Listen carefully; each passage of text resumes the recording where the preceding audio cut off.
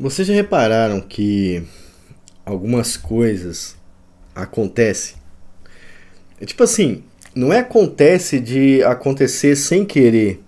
Sabe, a gente tá acostumado a falar assim, isso aqui aconteceu sem querer. Essa não é a realidade, sabe? Essa não é a maneira correta de enxergar. Na verdade, nem a gente sabe como denominar algumas coisas que acontecem. Algumas coisas acontecem e parece que não tinha outro jeito. E elas iriam acontecer. Já repararam nisso? Então certa vez eu tava descendo aqui em casa para ir comprar pão. Aí tinha uma outra padaria aqui no bairro, né? Tinha uma padaria e eu ia numa outra.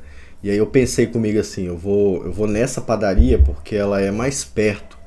E quando eu tava terminando de pensar, eu já tava virando a esquina pra ir na outra padaria mais longe.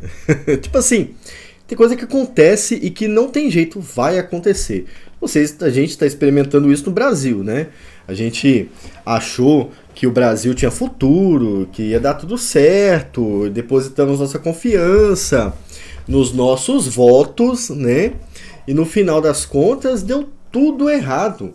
E assim, tá dando tudo errado mesmo, sabe? Sem perspectiva de melhorar. E a gente não sabe mais o que fazer. A culpa é nossa, a culpa é do presidente, a culpa é do outro presidente, a culpa é de quem, né? E na realidade, não é uma questão de culpa, é uma questão de que tem que acontecer, sabe? É óbvio, talvez tenha uma motivação e aí entra a nossa culpa. E se entrar a culpa, talvez entre a culpa dos crentes. Talvez os crentes sejam culpados de todos os problemas que acontece hoje no Brasil, né? Talvez nós somos tão falsos, tão fracos, né?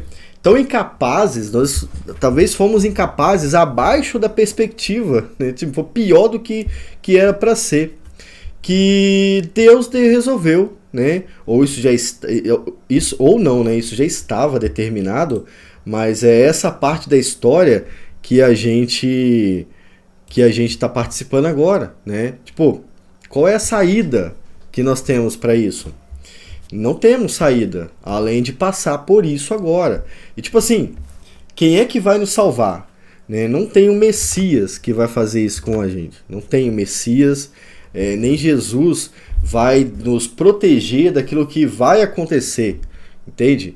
Jesus vai nos proteger do resultado eterno, claro, não vamos para o inferno, mas ele vai deixar que passemos por cada problema que vai acontecer aqui no Brasil e no mundo, né? Enquanto eu tô falando isso com vocês, eu tô tentando achar um texto aqui pra gente ler que eu esqueci onde que fica, né? Se eu não achar, nós vamos ler Berkoff, né? Sobre o texto de hoje, né? Vamos falar sobre os decretos divinos. Deixa eu abrir minha tela aqui. O texto dos decretos divinos vai trazer esse terrível tema para quem odeia a soberania de Deus. Mas antes de falar sobre isso, quero lembrar vocês sobre o último estudo. Né? Falamos o que no passado? Falamos sobre os atributos de Deus. Né? Teve 2 estudos sobre os atributos de Deus. Aquele estudo sobre atributos seria importante você ir lá e ver. Por quê? Quando falamos sobre os atributos, falamos de um Deus que é todo poderoso e todo sábio, todo conhecedor de tudo que vai acontecer, né? E Deus, ele não vai adivinhando as coisas no processo, sabe? Ele já sabe tudo que vai acontecer. E ele deixa que as coisas aconteçam, e enquanto outras coisas ele provoca mesmo. Por exemplo, a morte de Jesus ele provocou. Mas quem iria matar Jesus, ele não precisou fazer nada, só deixou acontecer, sabe? Ele sabia que isso ia acontecer e permitiu que acontecesse. Né? Tanto é que Jesus era para ter morrido antes do evento certo se Deus não tivesse intervido. Entende? Então, olha só. Deus estava o tempo todo agindo de acordo com o que ele tinha dito que ia fazer. Isso são parte dos decretos divinos, né? E a gente falou sobre esse Deus, né, que é o nosso Deus verdadeiro. Por exemplo, não, Deus já determinou, antes de todas as coisas, quem iria ver esse vídeo. Né? Uma coisa mais atual para você. Você pode compartilhar esse vídeo com quem você quiser. Quem você quiser. Você pode tocar o vídeo na tela da pessoa, assim, ó, na cara. Se Deus não quiser que essa pessoa veja o vídeo, se ele não estiver decidido isso, não importa. Ela pode até decorar o que eu falo. Isso não vai fazer sentido para ela. Isso tem parte, está dentro da doutrina dos decretos divinos, né? E é muito difícil para quem está começando, mas a Bíblia fala sobre isso o tempo todo. O texto que eu estava tentando achar era sobre... Estava aqui, ó. Era sobre... Deixa eu ver aqui. Bênçãos e maldições, né? Eu vou até pegar uma Bíblia que tem aqui perto. Aguenta aí um minutinho, peraí. Vou pegar uma Bíblia aqui, porque na Bíblia eu acho fácil. Agora, na tela aqui, eu não estou conseguindo lembrar se é Números ou se é... Eu acho que é Deuteronômio, né? Mas eu posso estar enganado. E de vez em quando eu me engano, né? De vez em sempre. Então vamos lá. O que aconteceu na história de Israel? Vai lembrando o que aconteceu na história de Israel. O povo saiu da terra do Egito, caminhou pelo deserto, ouviu a lei de Deus nesse deserto, correto? Ouviram a lei de Deus nesse deserto, e parte dessa lei tinha a ver com bênçãos e maldições, né? E justamente esse é o subtítulo, se não me engano, é esse subtítulo que a ACF usa. Se eu não achar, eu vou explicar o texto para vocês e pronto, tá? Depois eu boto nos comentários. Parte desse texto vai falar, aqui ó, capítulo 28, né? Então tá no 28, achei que era 29, tá vendo? Tava não é errado, é aqui ó. Capítulo 29, ó. Bênçãos aqui no versículo 1, né? E acontecerá que se ouvirdes diligentemente a voz do Senhor teu Deus para guardar e cumprir e tal. E aí lá no versículo 15, a gente tem uma coisa que é sobre os decretos de Deus que vai deixar vocês de cabelo em pé. Aqui, ó. A partir do versículo 15, deixa eu ver aqui se é esse texto mesmo. Vamos ver o que fala ali na tela, porque aí a gente lê junto, ó. Mas acontecerá que se não deres ouvidos à voz do Senhor teu Deus para cuidardes de cumprir todos os seus mandamentos e os seus estatutos que te ordeno neste dia, sobre ti virão todas estas maldições e te alcançarão. Maldito serás tu na cidade, maldito no campo, maldito será o cesto do teu armazém, maldito o fruto do teu ventre, e o fruto da tua terra, e o crescimento das tuas vacas, maldito serás tu ao entrares, e maldito serás ao saíres. Isso aqui era sobre o povo de Deus, né? O Senhor mandará sobre ti a maldição, a aflição e a repreensão em tudo que puseres a tua mão para fazer, até que sejas destruído e até que pereças rapidamente, por causa da maldade das tuas obras.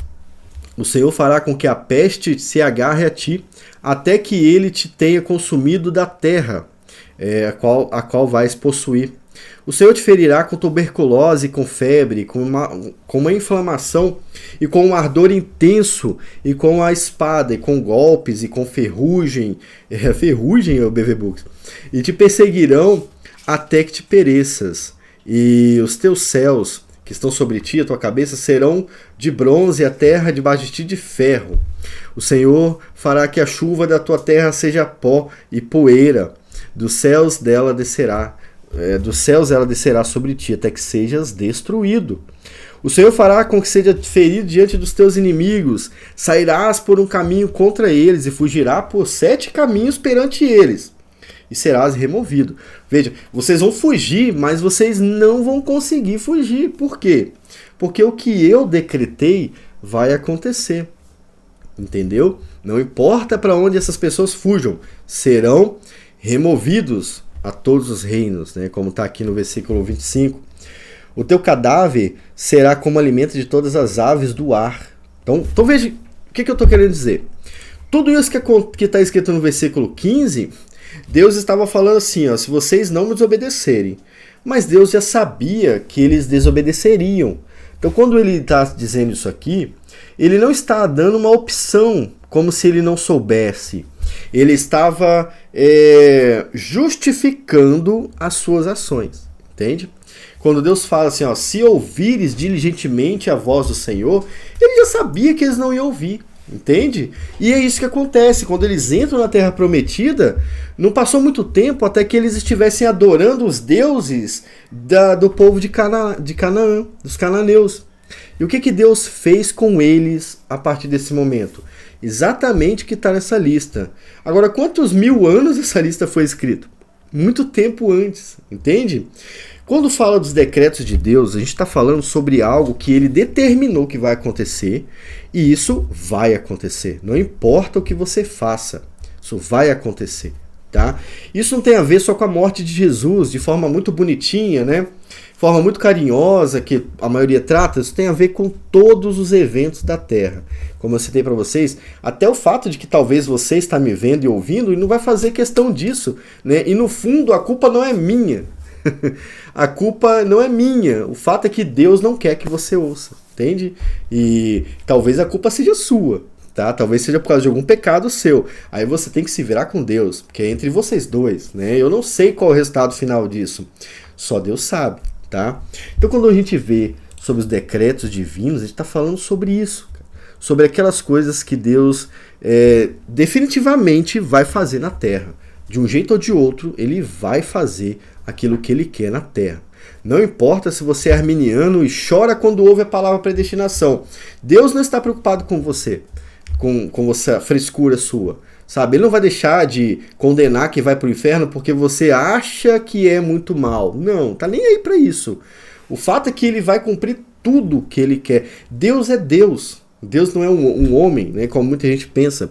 E isso fica nítido no calvinismo. Isso fica explícito no calvinismo, não só no calvinismo, mas no texto bíblico.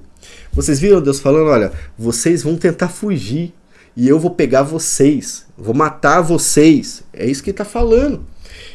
Bota aí a tradução mais literal possível do que Deus está falando. Eu vou pegar todos vocês que fugiram da minha vontade.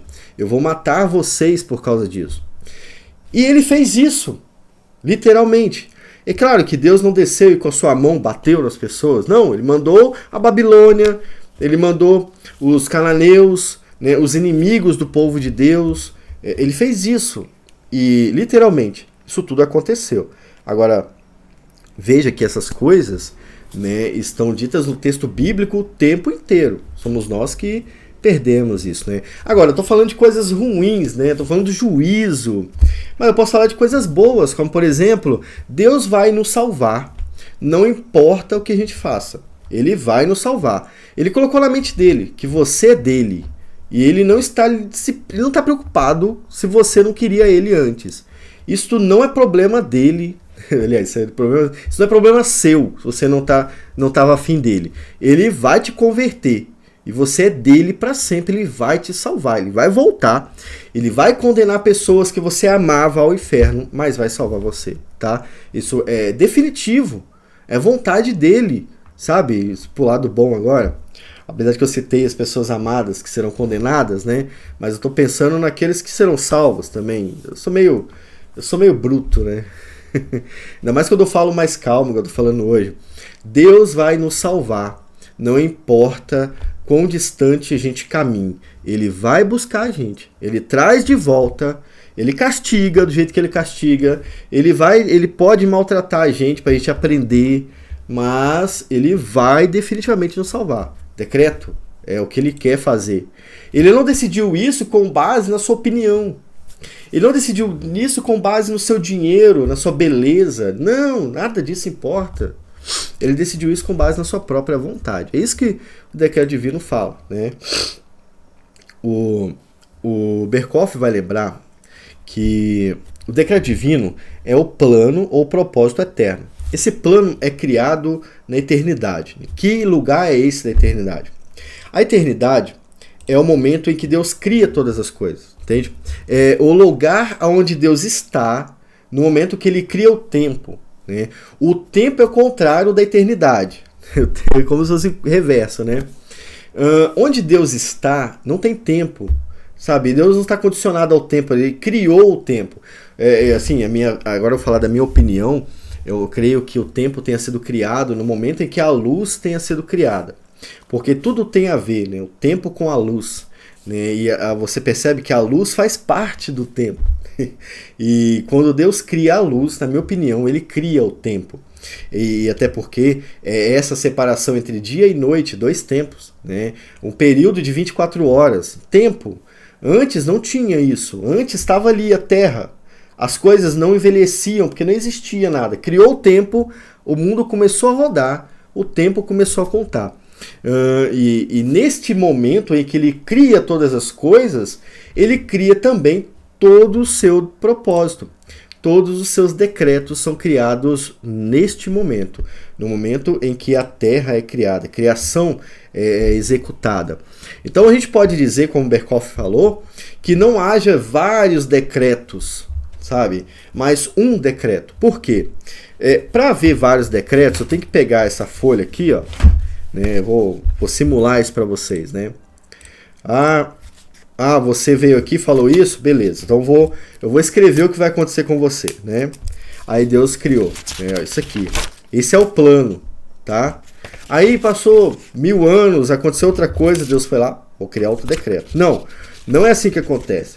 Paulo já ensina a gente, né, textos muito conhecidos, né, que a própria salvação ela é executada antes da criação do mundo. Nós somos os eleitos antes da fundação do mundo. Então quando Deus nos cria, todo o propósito já está criado, entende? É isso que ele vai falar, por isso que é um propósito. Agora, esse propósito envolve várias coisas, né? Envolve vários acontecimentos.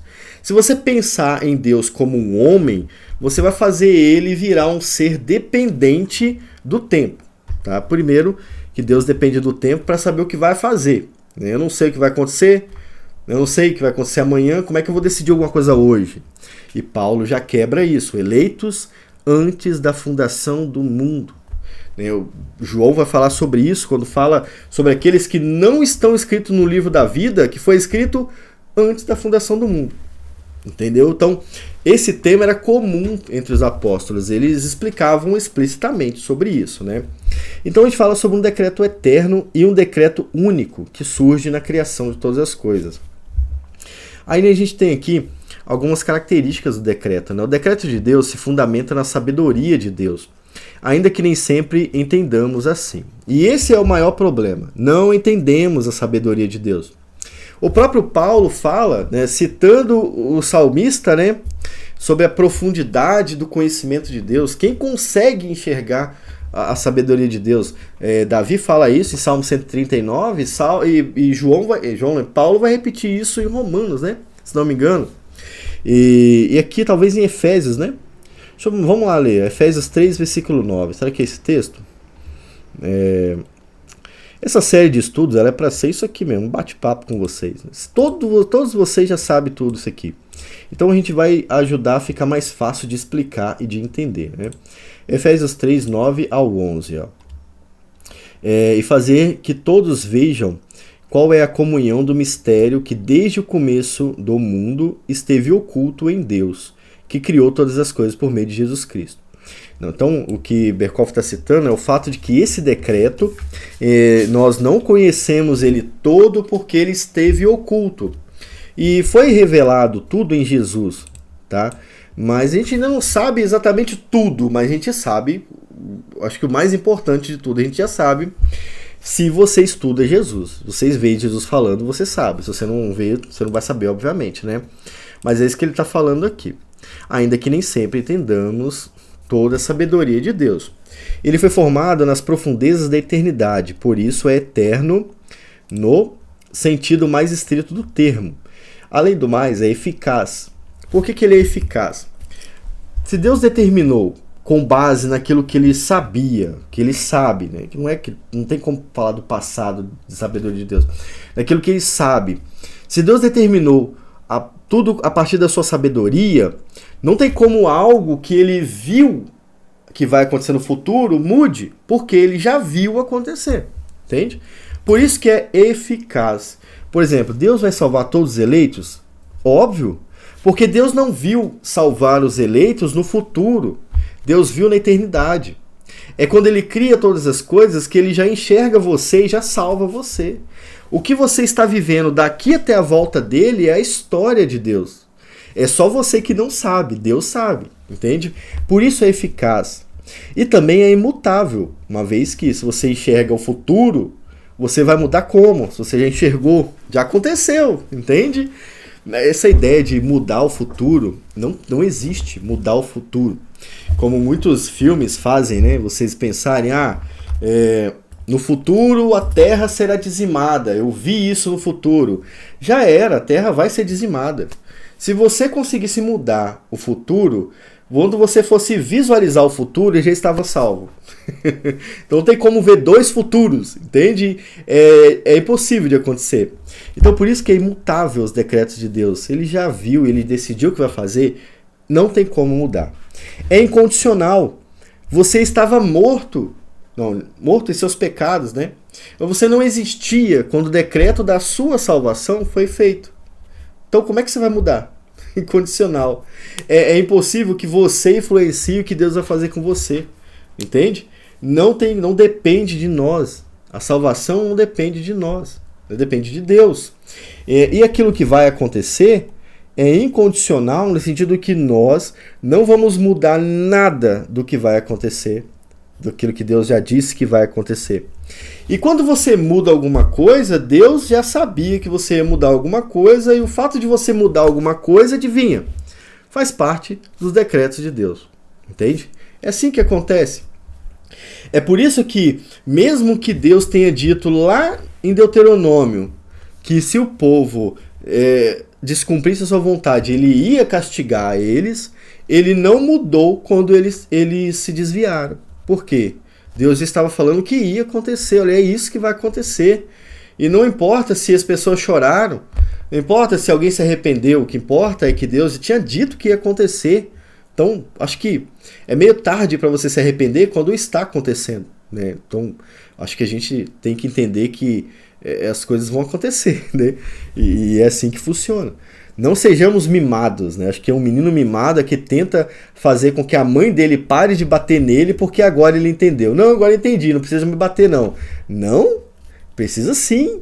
Eu disse que você ia apanhar e é isso que vai acontecer. Imutável. Tudo que Deus disse, tudo que Deus determinou é imutável, tá? Aí tem algumas objeções aqui. Essas objeções aqui são geralmente trazidas por arminianos, né? Nem todos, né? Mas são trazidas por arminianos. Vou tomar uma água antes, ó. Esta doutrina é inconsistente com a liberdade moral do ser humano. Não. Nada disso é inconsistente. A Bíblia, por sua vez, ensina que Deus decretou não só os atos livres dos homens, mas o homem é, apesar de tudo, livre em seus atos e responsável. O fato de você ser livre também faz parte do decreto de Deus. É por isso que há decretos permissivos, aonde Deus permite que as coisas aconteçam. Deus respeitou o livre-arbítrio de todos que zombaram de Jesus. Todos. E ele só interrompeu daqueles que ele quis salvar, como Paulo, por exemplo. Paulo ofendeu Jesus várias vezes, né? Porque Paulo matava cristão. Isso é uma ofensa ao dono de todas as coisas. Mas em determinado momento, e Deus já sabia que ele ia fazer isso, Deus interrompe o arbítrio de Paulo e transforma a vida dele. Entende? Dos outros, Deus deixou. Faça o que vocês quiserem. Na minha hora, eu faço o que eu quiser. É assim que acontece. Entende? Então Deus deixa as coisas acontecerem até o momento em que ele quer mudar a nossa história, como aconteceu na vida de quase todos os crentes, né? Tem crente que nasceu na igreja, né? Desde cedo foi criado na igreja, mas a maioria dos crentes nasceu na igreja e era mundano, ou não nasceu na igreja, era mundano mesmo. E em determinado momento Deus quebra esse livre-arbítrio, que é sempre voltado para o pecado, e transforma essa vida. Mas até então, você era livre, fazia o que você quisesse. Só que lembre-se, mesmo fazendo o que vocês querem, Deus ainda é o grande juiz deste mundo. E ele vai julgar justamente com base naquilo que vocês fazem. Entendeu? O fato de ser livre, na verdade, é preocupante. É uma preocupação, né? E não uma felicidade. Este ensino torna os homens negligentes em sua busca da salvação. O Berkoff colocou, se você botou de propósito, né? Na sua busca de salvação, né? Como assim, a minha busca de salvação? Eu nunca quis a salvação. Se Jesus não operasse isso em mim, se o Espírito Santo, como agora a gente sabe, se o Espírito Santo não ficasse me empurrando o tempo todo, eu mesmo teria me condenado. Eu já teria sido, e eu iria para o inferno, entende? Eu teria a porta do céu e a do inferno do outro lado. Eu iria para o inferno se Deus não tivesse intervido na minha salvação.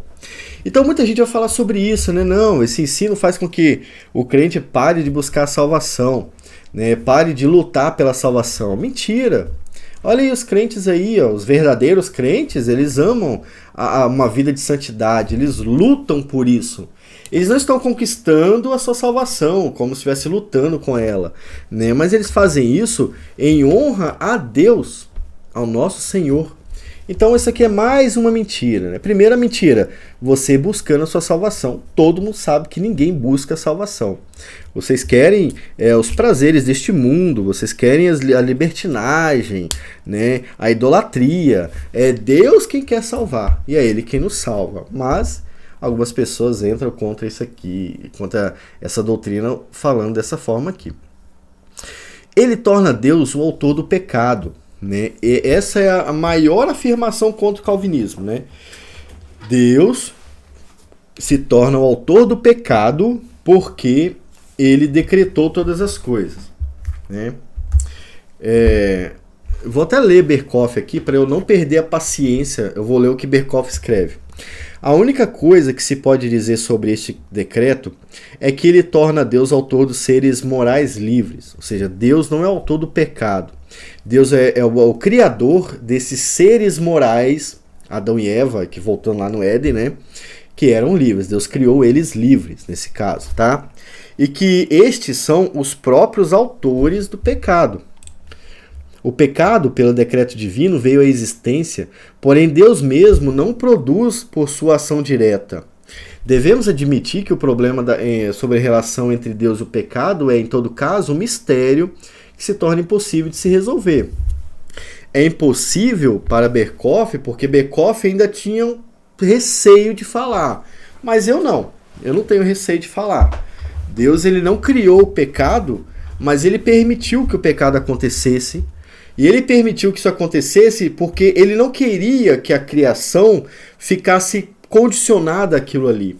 Ele queria fazer com que a gente conhecesse a história da salvação. Deus criou aqueles que quer salvar e quis contar uma história para essas pessoas. É a história que você está vivendo agora. Tá? Começa lá no Éden, vai até a volta de Jesus. Então foi assim que ele quis fazer as coisas. Por que ele quis assim? Aí sim, né? Ele quis assim. Então o problema é dele se ele quis assim, né? Não é um problema, né? Aliás, o problema é nosso, né? Então, tipo assim, não fica tentando desvendar a mente de Deus, porque ninguém consegue. Mas ele quis assim, tá bom?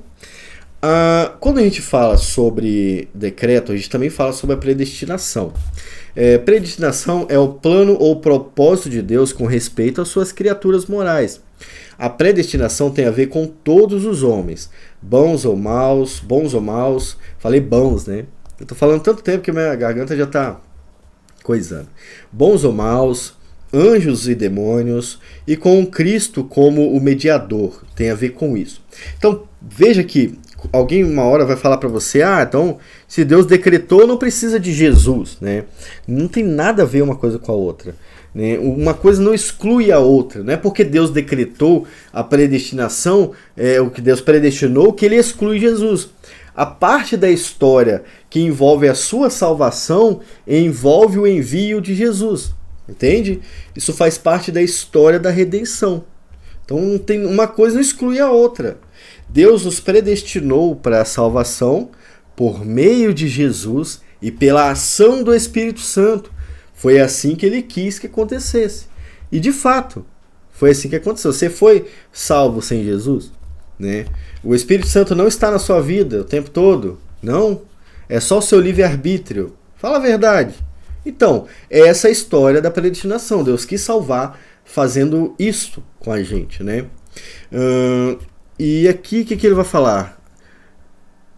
Aqui ele vai explicar sobre a predestinação coisas que são bem simples, simplórias, eu diria, para pessoas que têm dificuldade de entender, né? Eu acho que vocês não têm. Se tiver, fala aqui nos comentários para a gente tirar no próximo vídeo, né?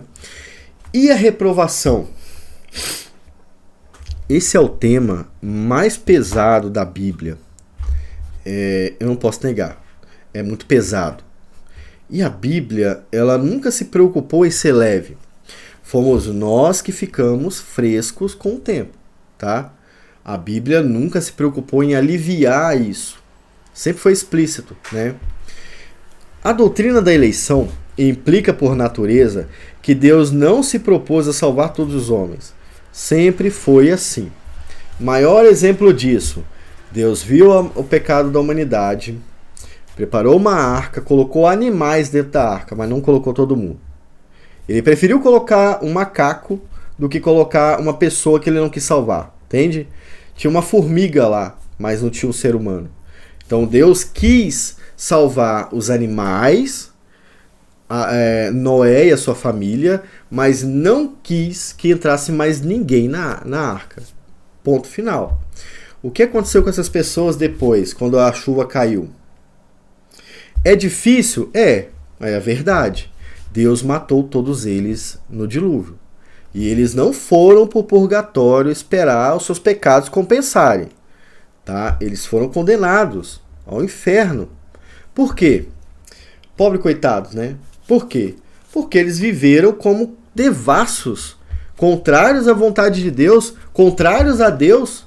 Por isso, eles eram livres. E foi isso que eles fizeram com a liberdade deles. E aí, como eu disse, na hora de Deus agir, ele acerta as contas, né? E ele acertou. Então, a reprovação é um ponto pesado da Bíblia, mas ele está na Bíblia, não tem como negar, né?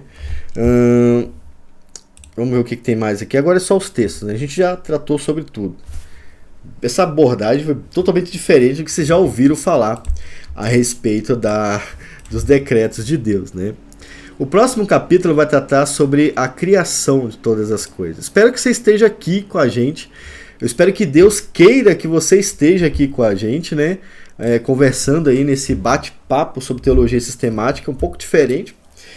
Eu acredito que eu tenha melhorado um pouco desde que eu comecei. Eu espero que você tenha melhorado comigo, entende? Eu até pensei em deletar todos os vídeos e começar de novo, porque agora a gente está fazendo de uma forma melhor. Mas eu acho que essa evolução, ela é progressiva para todo mundo, sabe? Não progressiva no sentido da esquerda, progressiva porque a gente está crescendo junto. Então, mesmo que você comece amanhã o primeiro capítulo, com o tempo você vai crescer igual eu, da maneira que a gente está falando sobre isso aqui, né? Vou ficando por aqui, ó, tô gravando na quinta-feira, agora são 10h19, tô adiantando, porque sábado, domingo, aliás, eu vou estar totalmente ocupado, então sábado eu vou descansar. Olha que coisa legal. Domingo eu vou fazer a escola dominical, se Deus quiser, aparentemente Ele quer, né? Depois disso, eu vou fazer um sermão, e aí eu vou fazer o mesmo sermão numa igreja em Marechal Floriano, aqui no Espírito Santo, uma congregação da nossa presbiteriana, e depois eu vou fazer em Domingos Martins a nossa congregação também. Eu estou gostando muito da ideia. Se Deus quiser e for assim, vou amar fazer isso, né? Vai ser muito legal. E a revista da Escola Dominical não chegou. Então, assim, se não chegar, eu ainda vou ter que fazer o estudo do zero. E hoje é quinta-feira, até domingo, para a gente fazer lá na igreja principal. O que para mim é um desafio imenso e eu quero ao mesmo tempo. Entende? Eu quero esse desafio. Fique com Deus, orem por mim para que a gente continue nessa caminhada aí e aprendam mais sobre os decretos de Deus. Pensem em lendo a Bíblia sobre os decretos de Deus. Qualquer dúvida, é claro, eu estou aqui. É só me chamar aqui embaixo nos comentários que a gente vai te ajudar também. Fique com Deus 2 vezes. Tchau.